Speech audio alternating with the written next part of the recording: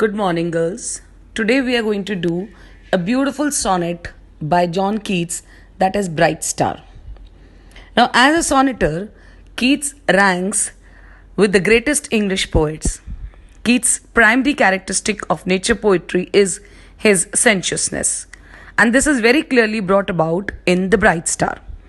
Keats expresses the beauty of nature which he sees with his eyes and feels in his pulse. His love towards nature is simple. In the poem Bright Star, Keats appreciates the steadfastness of the pole star, and thus one may think that the sonnet is dedicated to Miss Fanny Brown, who was the love of Keats. The poem is Keats's fierce yearning for ideal human love. Secondly, it also hints at his own approaching death. One of the critics says that perhaps this is the only love poem where passion is mixed with tranquility and a death song is full of beauty and tenderness. In the poem, Keats is very impressed by the bright star and fervently wishes to gain the steadfastness of the star. He does not want its loneliness and its height, but rather the constancy of the pole star. He says, Bright star, would I were as steadfast as thou art. Would here means I wish. I was as steadfast. Steadfast means constant as thou art. Thou art means as you are. Not in lone splendor hung aloft the night. Keats does not wish. The lonely splendor means the beauty and the height of the bright star, and watching with eternal lids apart like nature's patient sleepless ermite. He says that bright star, I do not want your height. I do not want your loneliness. Where you are hanging in the sky and you're watching with your eternal lids. Eternal lid means forever open lids. You are watching at the nature's patient, beautiful, sleepless ermite. Ermite means hermit. Like a sage, a hermit watches nature, Bright Star is also watching the beauties of the nature, the different various aspects of the nature. The Bright Star is watching the moving waters at their priest-like task. So here we have a simile where the poet uses the word like and he says priest-like task. The moving waters denote the sea. He says that the moving waters of the sea, they are performing a task like the priest. And what is that task? Of pure ablution round earth's human shores. Pure ablution means of purifying, of cleansifying the earth's human shores. So just as a priest, he with the holy water purifies us, similarly the sea is purifying the human shores. The second aspect of nature which the bright star watches is or gazing on the new soft fallen mask, mountains and moors. So he says, what is the bright star doing? He is gazing continuously on the mountains, and moors means the grasslands. And he's watching the beauty of the grasslands. He's watching the beauty of the mountain. But Keats does not wish this.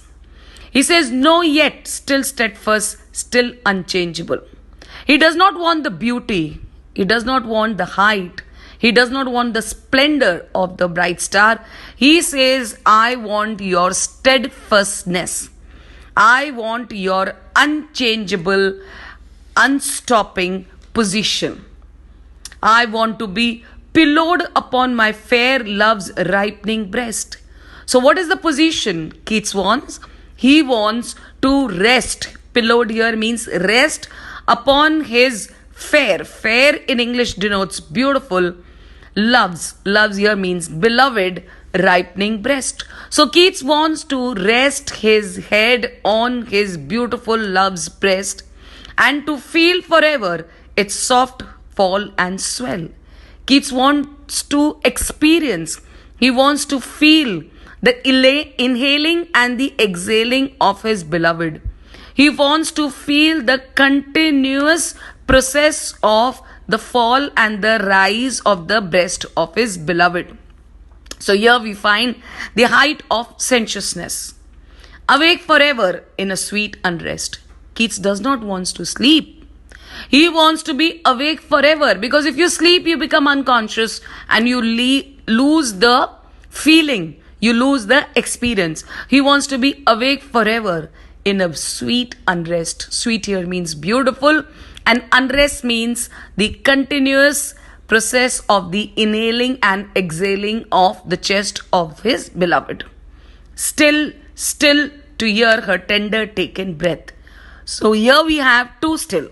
One still means he wants his position to remain unchanged, and the second still means continuously he wants to experience and hear the tender taken, beautiful taken breath of his beloved, and so live ever.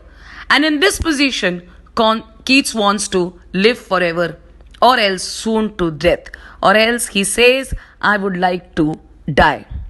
So the imagery and the expression here is beautifully expressed by the poet, and therefore he can be ranked as some of the most beautiful lines which Keats has ever written. The forces of nature, the sea and the snow have a purifying quality, and the sorrows of the world are washed away. The nature's imagery is not merely descriptive but contains a lesson also. The lines of the poem have a smoothness that is above the relish of love.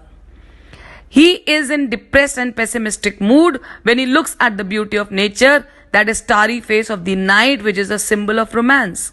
Secondly, he feels the upset of the fact that it is possible that he may not be able to trace his idea in the form of poetry, which is a magical gift given to him by God.